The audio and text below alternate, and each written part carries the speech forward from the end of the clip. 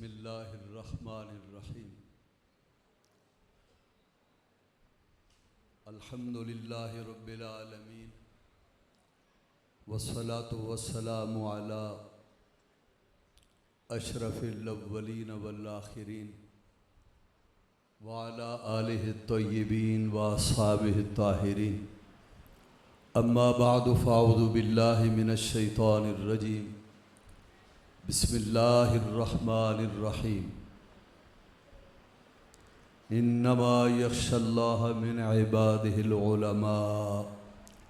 सदक़ल्लाहु मौलानल अज़ीम व बल्लगना रसूलुहुन नबियुल करीम व नहनु अला ज़ालिक मिनश शाहिदीन व शाकिरीन वल्हम्दुलिल्लाहि रब्बिल आलमीन।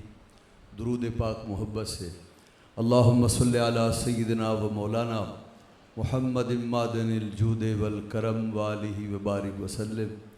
सलातो व सलामन अलैका या रसूलल्लाह या नबी अल्लाह या हबीब अल्लाह।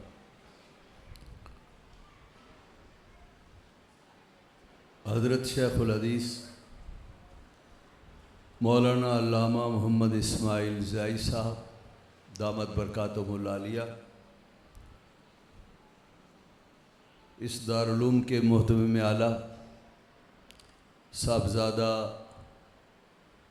मोहम्मद रेहान नौमानी साहब, ख़तीबुल असर हज़रत मौलाना अल्लामा हामिद सरफराज साहब दामत बरकातुहुल आलिया, स्टेज पर तशरीफ़ फरमा, मुक़्तदिर उलमाए किराम, मशाइख़ इज़ाम, मुअज़्ज़ज़ीन अहले सुन्नत और मेरे सामने तशरीफ़ फरमा मेरे दोस्तों, भाइयों और अज़ीज़ों, आपके इल्म में है कि आज की ये तकरीब दस्तार फ़ज़ीलत की तकरीब है। दारुल उलूम अमजदिया मरकज़ अहले सुन्नत है। पूरे पाकिस्तान में बैरून मुल्क इस जामिया का दारुल उलूम का फैज़ जारी व सारी है और इस फ़कीर ने भी दौर हदीस यहाँ पढ़ा। हज़रत उस्ताज़ मुहद्दिसुल असर अल्लामा अब्दुल मुस्तफ़ा अल अज़हरी रहमहुल्लाह से दौर हदीस किया। मुफ्ती आज़म पाकिस्तान हज़रत मुफ्ती वक़ारुद्दीन रज़वी रहमहुल्लाह से सिराजी पढ़ी और हज़रत मुफ्ती आज़म पाकिस्तान मुफ्ती ज़फ़र अली नौमानी रहमहुल्लाह की ज़ेर साया तालीम हासिल की। आला हज़रत इमाम अहले सुन्नत का उर्स इंतहाई तुस्को एहतिशाम के साथ, अदब व एहतराम के साथ दारुल अमजदिया में 2 रोज़ पर मुहित होता है। ये दारुल उलूम भी कराची के मदारिस के मुकाबले में जहाँ मुमताज़ हैसियत का हामिल है, वहाँ उर्स आला हज़रत की तक़रीबात भी इंतहाई मुमताज़ाना शान के साथ यहाँ मुनाक़िद होती हैं। आला हज़रत इमाम अहले सुन्नत कौन हैं?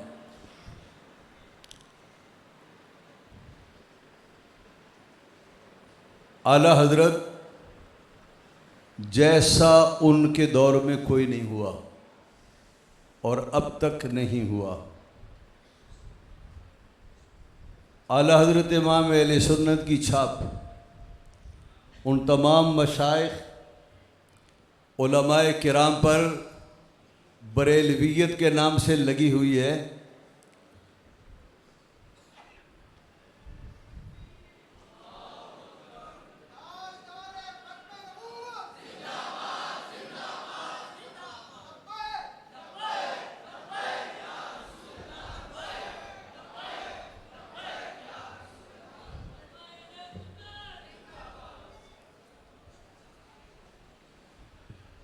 आला हज़रत इमाम अहले सुन्नत की इल्मी खिदमात और अपने वक्त के अजिल्ले उलमा में सबसे बड़ी कदावर शख्सियत थी। आज वो लोग जिन्हें आला हजरत से निस्बत तलम्मुज़ व इरादत हासिल नहीं, उन लोगों पर भी छाप बरेलवियत की है, वो बुरा माने या अच्छा माने। वजह क्या है? वजह यह है कि हिंदुस्तान में बर्र सगीर पाकिस्तान पाको हिंद में जो दीनी खिदमत और इल्मी खिदमत आला हजरत ने अंजाम दी, किसी के हिस्से में नहीं आई। आप गौर फरमाइए, हमारे उलमा की बड़ी तवील तारीख़ है खिदमत दीनिया के सिलसिले में। हम ये देखते हैं कि बाज़ उलमा का कलम उठा तो बेशतर रद्द कादियानियत में, बहुत से उलमा का कलम उठा सिर्फ वहाबियत के ख़िलाफ़, बहुत से उलमा ने कलम उठाया सिर्फ खिदमत इफ्ता में, बाज़ ने अहले हदीसों के ख़िलाफ़। आला हज़रत इमाम अहले सुन्नत हिंदुस्तान के वो आलिम रब्बानी हैं कि जब भी किसी फितरे ने सर उठाया, आला हज़रत का सर, आला हज़रत का कलम उसे कलम करने के लिए उठा। सिर्फ रद्द वहाबियत नहीं, हिंदुस्तान में जितने फितने उठे उन सब को का मुकाबला किया आला हज़रत इमाम अहले सुन्नत ने। एक बात और, किसी शख्स का इल्मी कद नापने के लिए ये देखना पड़ता है कि इससे रुजू करने वाले, इस्तिफादा करने वाले कैसे लोग हैं।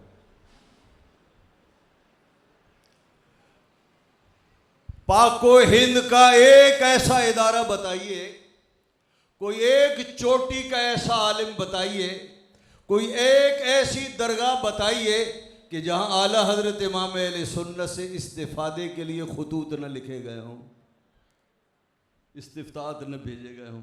मिसाल के तौर पर उस वक़्त हिंदुस्तान में जिस हस्ती का तूती बोल रहा था तदरीस में, वह उस्ताजुल कुल मौलाना हिदायतुल्लाह रामपुरी।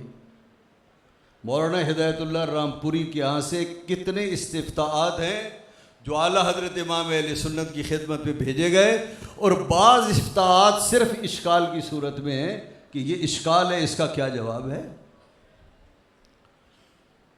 हज़रत सदर शरिया बदरुत तरीक़ा मौलाना अमजदी रहमहुल्लाह के उस्ताद मोहतरम, अपने वक्त के अजीम शान मुहद्दिस मौलाना बसी अहमद मुहद्दिस सूरती, फतह व रज़विया उनके सवालात से भरा हुआ है। आपके शेख, आपके उस्ताद हज़रत शाह अबुल हुसैन अहमद नूरी ने आपसे इस्तिफादा किया। सरहंद शरीफ कितनी बड़ी दरगाह है इमाम रब्बानी की, आला हज़रत इमाम अहले सुन्नत से उस दरगाह से इस्तिफ्तात भेजे गए। हमारे यहाँ पाकिस्तान में भरचूंडी शरीफ, यहाँ से हज़रत हाफिज़ अब्दुल्ला रहमहुल्लाह जो सज्जादा नशीद हैं, हाफिज़ुल मिल्लत हाफिज़ मोहम्मद सिद्दीक़ रहमतुल्लाह ताला अलैह के, जब ये तारीख़ हिजरत वग़ैरह चल रही थी उस दौर में आला हज़रत इमाम अहले सुन्नत से यहाँ से इस्तिफ़ादा किया गया। गोलड़ा शरीफ कितना बड़ा दरबार है, उस दरबार आलिया से इमाम अहले सुन्नत से इस्तिफ़ादा किया गया। पाकिस्तान और हिंदुस्तान की कोई ऐसी दरगाह नहीं, कोई ऐसा दारुल उलूम नहीं, कोई ऐसा इदारा नहीं जिन लोगों ने आला हज़रत इमाम अहले सुन्नत से इल्मी इस्तिफ़ादे के लिए रुजू न किया हो। ये तरीक़ा होता है, और ये तरीक़ा है, ये मेयार है पहचानने का किस शख्स का इल्मी कद कितना बड़ा है। जहाँ दुनिया में अजीम शान कदावर शख्सियात हों, ये सारे उसे इमाम माने तो कहा जाएगा कद इसका ऊंचा है जिसे सब अपना इमाम माने। अभी आपने सुना कि पौने 14 बरस की उम्र में आला हज़रत मुफ्ती बन गए। खुद फरमाते हैं 7 बरस तक मैं वालिद माजिद को जो फतवा लिखता दिखाता, 7 बरस के बाद फरमाया कि अब मुझे एतमाद है तो मैं दिखाने की ज़रूरत नहीं। फरमाया वालिद माजिद जब तक ज़िंदा रहे मैं दिखाता रहा। हिजरी 1397 तक आला हज़रत इमाम अहले सुन्नत जो फतवा लिखते अपने वालिद माजिद इमामुल मुतकल्लिमीन हज़रत मौलाना नकी अली ख़ान रहमहुल्लाह की खिदमत में पेश करते। और ये बात ज़हन में रहे, फतावा रज़विया जिसकी इस वक्त मुजल्लदात बबाए इशारिये के और फहरिस्त के 33 है, ये सब के सब फतावा वो हैं जो हिजरी 1397 के बाद जारी हुए। 1397 में आपके वालिद का इंतकाल हुआ। वो सारे के सारे फतावा जो आला हजरत ने इब्तदाए सन से लेकर अपने वालिद की हयात तय्यब विसाल तक जो लिखे, उन फतावा में से एक फतवा भी फतावा रज़विया मौजूद नहीं। फतावा रज़विया जो शुरू होता है वो हिजरी 1397 के बाद के सवालात से शुरू होता है। आला हज़रत की कुल उम्र में जितने फतावा जारी हुए, मौजूदा फतावा रज़विया उसका आधा है या मुश्किल से 2 सुलुस है। और कितने फतावा हैं जो मंजर आम पर ना आ सके, और जो आए हैं बताइए वो इल्म का कैसा बहरे बेकरा हैं। आला हज़रत ने इमाम अहले सुन्नत ने अल इजाज़तुल मतीना में 55 उलूम का तज़किरा फरमाया।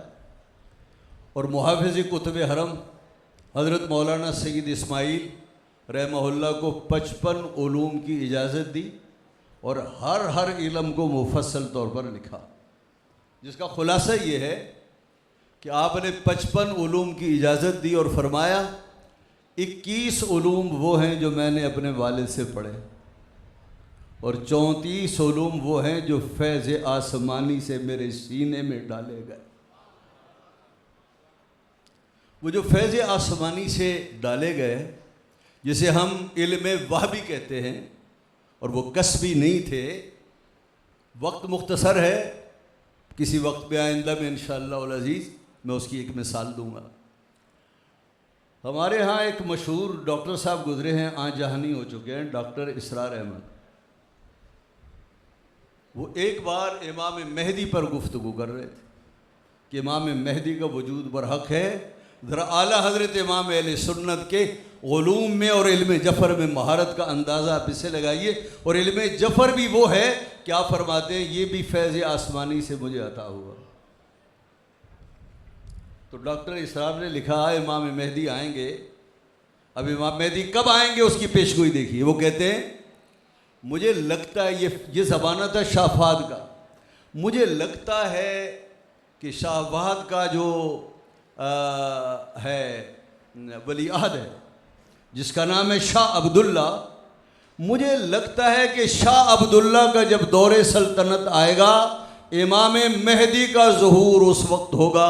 शाहफाद गए, शाह अब्दुल्ला गए, अब शाह सुलेमान हैं और हज़रत इमाम मेहदी का कोई नामो निशान नहीं। और वो अलामतें जो इमाम मेहदी के आने से पहले होंगी, उनमें से एक का ज़ुहूर नहीं हुआ। आला हज़रत इमाम अहले सुन्नत से पूछा गया, किसने पूछा? मेरा ख्याल है, गुमान है, हज़रत मौलाना अहमद मुख्तार सिद्दीकी, जो हज़रत मौलाना शाह अब्दुल अली मेठी के भाई हैं, छोटे या बड़े, और कायद अहले सुन्नत अल्लामा शाह अहमद नूरानी के ताया या चचा हैं। उन्होंने आला हज़रत से पूछा क़यामत कब आएगी? फरमाया अल्लाह जाने और उसकी अता से उसके हबीब जाने। अलबत्ता क़यामत की जो अलामात हैं वो हदीस तय्यबा में आई। पूछा गया इमाम मेहदी का ज़ुहूर कब होगा, ये मेरे इमाम से पूछा गया। और कितना पहले पूछा गया? ये हिजरी 1326 में पूछा गया, हिजरी 1326। इसके माना है तकरीबन 125 साल होने को है।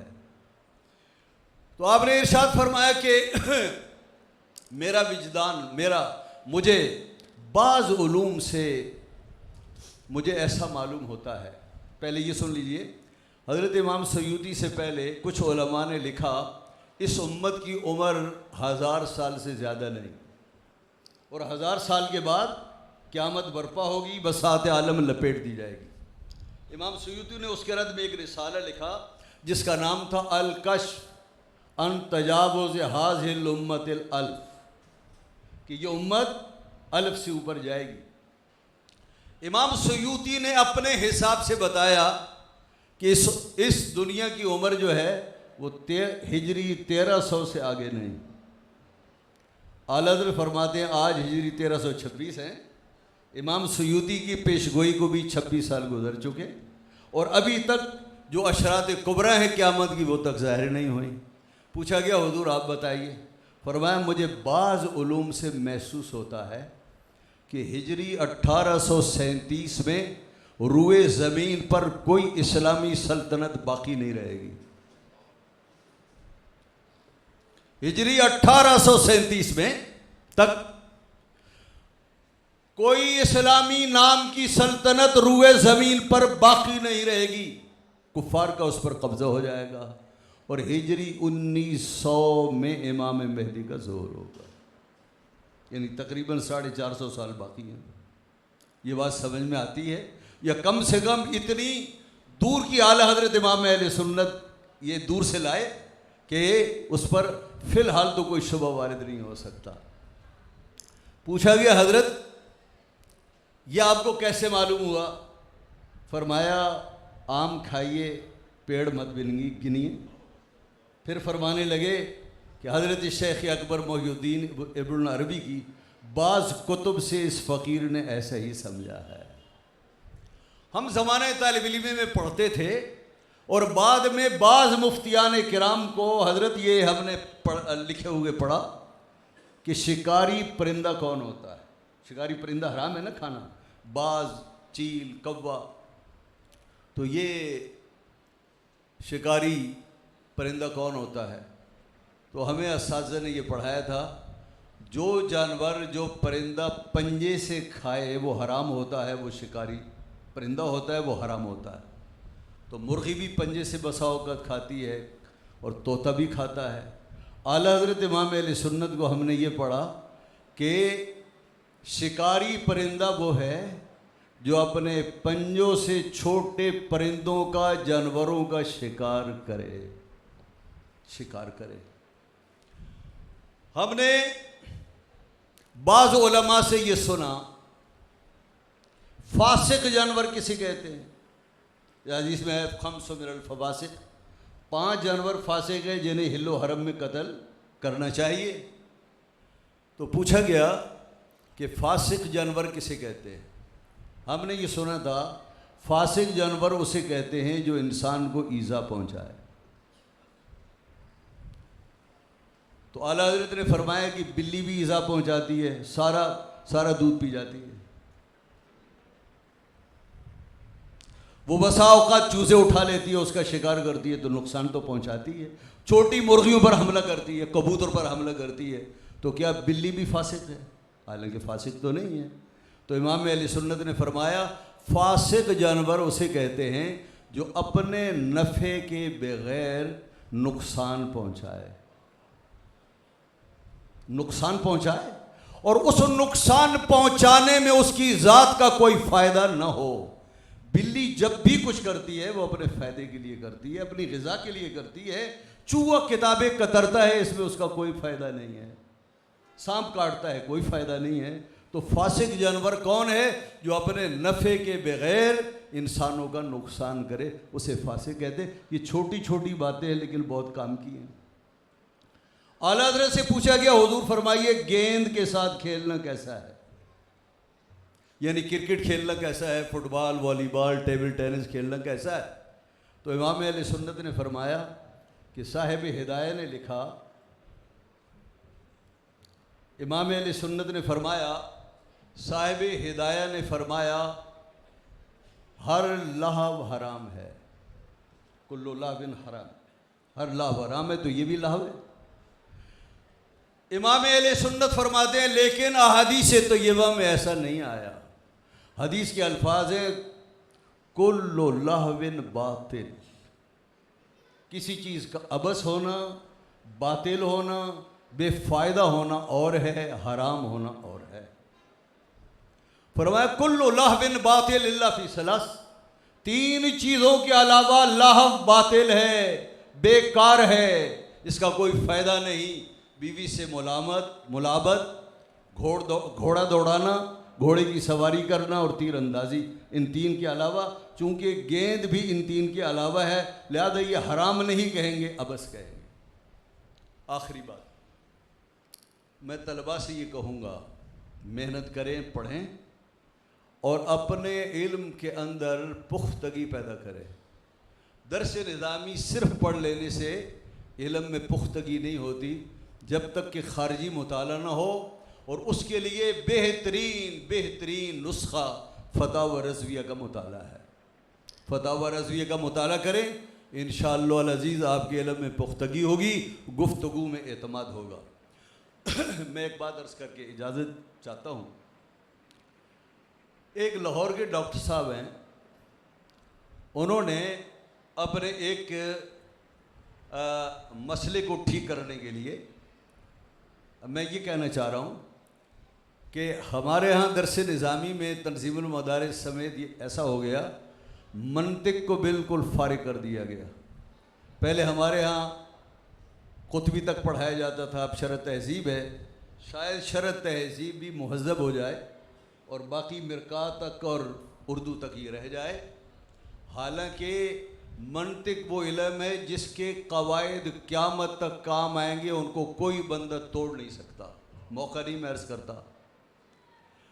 आला हज़रत इमाम अहले सुन्नत की किताबों से इस्तिफ़ादा बग़ैर मंतिक में मुहारत के नामुमकिन है।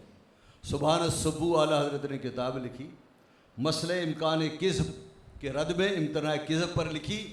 उन किताबों को आप कोई समझ कर दिखाए। अभी चंद माह पहले डॉक्टर साहब ने फतावा रज़विया से मुफ्ती साहब हवाला दिया, उन्होंने कहा वो इम्कान ख़ता वाला मामला, तो उन्होंने कहा आला हज़रत ने लिखा कि जो चीज़ हद इम्कान में हो, मुमकिन हो, वो ज़रूर बिलफ़ेल होती है, बल्कि मुस्तलज़िम वजूब होती है, वाजिब होती है। इन्ना लिल्लाहि व इन्ना इलैहि राजिऊन। हमने आला हज़रत को देखा तो आला हज़रत क्या कह रहे हैं और आप इसको फिट कहाँ कर रहे हैं। आला हज़रत ये फरमाना चाह रहे हैं, बात तवज्जो से सुनिएगा, तलबा किराम से तवज्जो की दरख्वास्त है। आला हज़रत ये फरमा रहे हैं कि अल्लाह रब्बुल इज़्ज़त की जितनी भी सिफ़ात हैं, वो सिफ़ात फ़ेलिया हूँ, सिफ़ात हकीकिया हूँ, अल्लाह की कोई सिफ़त सिर्फ़ और सिर्फ इम्कानी नहीं। आला हज़रत के अल्फाज हैं, अल्लाह की सिफ़ात में से कोई सिफ़त मुंतज़र नहीं। अल्लाह रब्बुल इज़्ज़त की सारी सिफ़ात मुंतज़र, कोई सिफ़त मुंतज़र नहीं, सारी की सारी सिफ़ात अल्लाह की बिलफ़ेल है। अब मिसाल देखिए आप, अल्लाह ताला की जो सिफ़ात हकीकियाँ हैं, इल्म, समा, बसर, हयात, कलाम, इरादा, ये अल्लाह ताला की सिफ़ात हकीकियाँ हैं।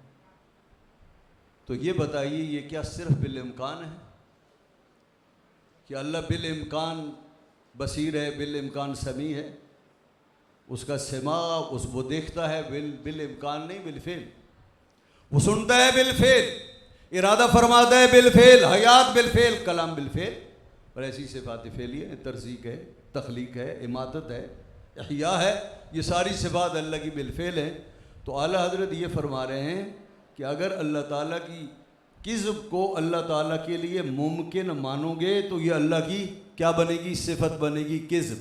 और अल्लाह की कोई सिफ़त मुंतज़र और सिर्फ हद इम्कान में नहीं, अल्लाह के लिए जो सिफ़त मानोगे उसे बिलफ़ेल मानोगे। तो अल्लाह के लिए अगर किज़्ब का इम्कान मानोगे तो वो किज़्ब सिर्फ मुमकिन नहीं, बिलफ़ेल होगा, और उसकी फ़ेलियत मुस्तलज़िम है वजूब को, तो अल्लाह ताला की सिफ़त किज़्ब नऊज़ बिल्लाह वाजिब हो जाएगी। फिर इस पर 13 दलाइल दिए और 13 दलाइल से इसे मुहल करार दिया।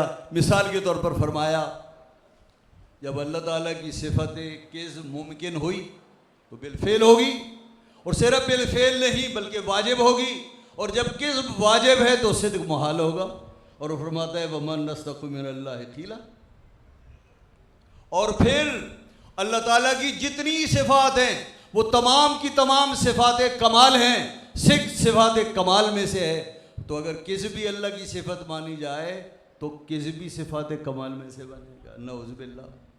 तो ये है इल्म। वो कहा गया ना कि मुल्के सुखन की शाही तुमको रज़ा मुसल्लम, जिस सिमत आ गए हो सिक्के बिठा दिए हैं। वाखिर दावाना अल्हम्दुलिल्लाह।